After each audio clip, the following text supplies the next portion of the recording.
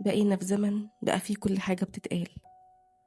كل خطوة بنمشيها بنحب نوريها للناس. كل إنجاز بنجري نحكيه. بقينا مستنيين حد يشوفنا، حد يلاحظنا، حد يقول لنا انت كويسة كملي. بس الحقيقة إن أقوى نجاح هو اللي بيحصل في صمت. نجاح محدش شاف بدايته ولا تعبك فيه ولا لحظات ضعفك، بس شافوا النتيجة في الآخر واستغربوا وقالوا إزاي وصلت لكده. الجزء الأول: ليه الصمت قوة؟ الصمت مش ضعف، الصمت اختيار. اختيار انك تحافظي على طاقتك، اختيار انك تبعدي عن اي حد ممكن يحبطك.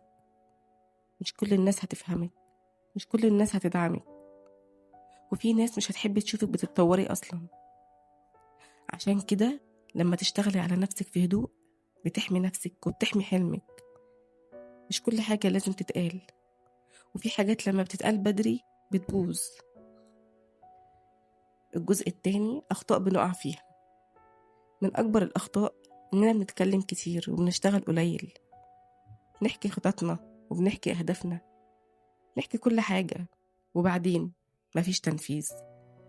ومن الأخطاء كمان إننا مستنيين التشجيع، مستنيين حد يقول لنا كملي.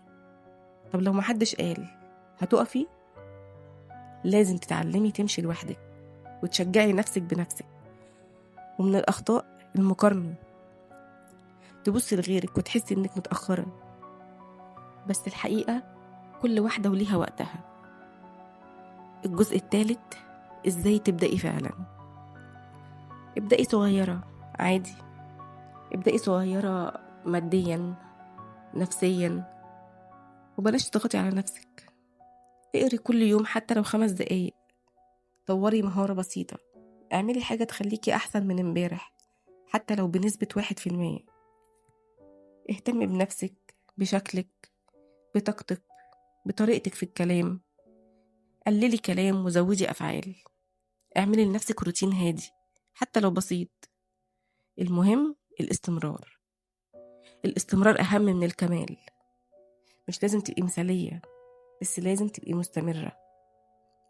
وفي أيام هتكسلي وفي أيام هتتعبي، وده طبيعي، بس الفرق إنك ترجعي تكملي تاني.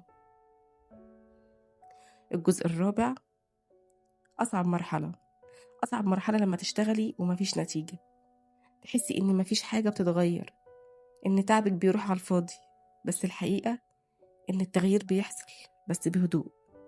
زي الزرع، أول فترة مفيش حاجة باينة، بس تحت الأرض في شغل كبير بيحصل.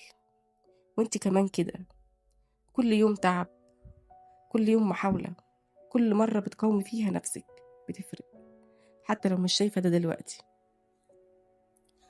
الجزء الخامس: لحظة التحول. وفجأة تلاقي نفسك اتغيرتي، طريقتك، تفكيرك، ردود أفعالك، نجاحك في شغلك. والناس تبدأ تلاحظ ويقولوا انت اتغيرتي، انت بقيتي مختلفة. ومش هيعرفوا ازاي، لأنهم ما شافوش الرحلة، شافوا النتيجة بس. اشتغلي على نفسك في صمت، مش عشان الناس، عشان نفسك، عشان تبقي النسخة اللي تستاهليها. وما تستعجليش النتيجة، خليها تيجي براحتها. المهم انك تكملي حتى لو ببطء، لان في يوم هتبصي لنفسك وتقولي انا وصلت.